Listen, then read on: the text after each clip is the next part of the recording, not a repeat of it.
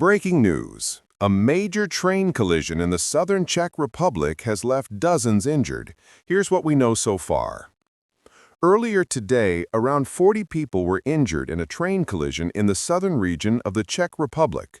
This information was confirmed by CTK, the Czech national news agency.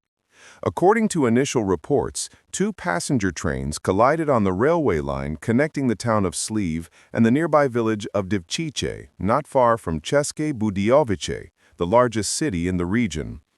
Officials stated that two of the victims sustained serious injuries, while the rest suffered moderate to minor wounds. Emergency teams rushed to the scene immediately, transporting the injured to nearby hospitals and providing on-site medical support. Police have now launched a full investigation to determine the cause of the accident. Authorities are examining several possibilities, including human error, signal failure, or technical malfunction.